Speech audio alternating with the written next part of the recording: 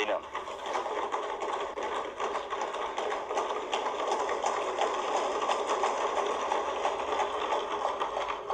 यो सरकार जेन्जी विद्रोहको पनि सन्तान हो।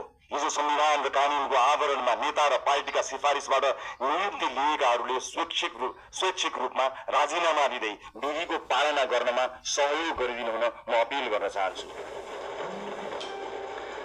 सरकार नयाँ नीति, कानून, मापदण्ड र मान्यताका आधारमा स्वच्छ र प्रतिस्पर्धात्मक नियुक्ति प्रक्रिया लागू गर्न चाहन्छ।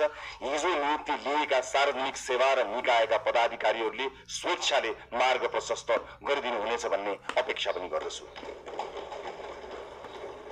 सभाध्यक्ष महोदय, छिमेकी राष्ट्र र मित्र राष्ट्रसँगका सम्बन्धलाई सडकमा लैजाने र सत्ता छाड्न परेपछि विदेशी चलखेल भन्ने गैर जिम्मेवार र सस्तो खेल अब हुने छैन।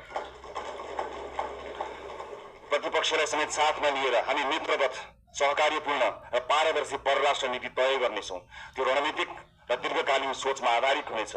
व्यापार, लगानी, शिक्षा, पर्यटन र प्रविधि मैत्री हुनेछ। त्यसले पहिला राष्ट्रहित र त्योसँगै अन्तर्राष्ट्रिय सम्बन्धमा विश्वास र स्थायित्व सुनिश्चित गर्नेछ। स्वदेशी र विदेशी लगानीकर्तालाई यही रोस्ट्रमबाट मेरो अपील छ। अब नेपाल लगानीका लागि पूर्ण सुरक्षित छ, किनकि राजनीतिक स्थिरता, कानूनी सुरक्षा र पारदर्शी प्रशासनको हामी ग्यारेन्टी गर्छौं। प्राकृतिक स्रोत र युवा जनशक्तिको यो देशमा अभाव छैन। म गैर आवासीय नेपाली दाजुभाइ दिदीबहिनीहरूलाई अपील गर्छु, नेपालमा केही गरौँ।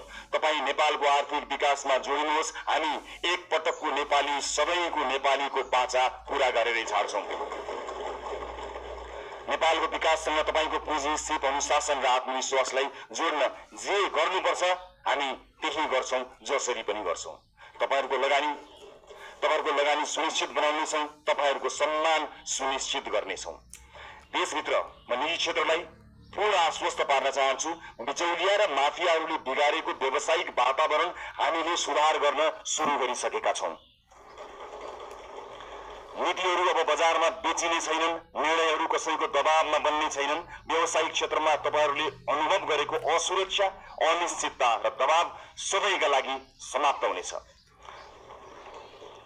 बिचौलिया र माफियागिरी अब रहने छैनन्। समान अवसर, पारदर्शिता, निष्पक्षता र व्यावसायिक स्वतन्त्रताको जिम्मा हामी लिन्छौं, सरकारले लिन्छ। म एउटा प्रसंग यहाँ प्रस्तुत गर्न चाहन्छु। सभामुख महोदय, मेरा मित्र माननीय खगेन्द्र सुनवार निर्वाचित भएर यहाँ आउनु भएको छ।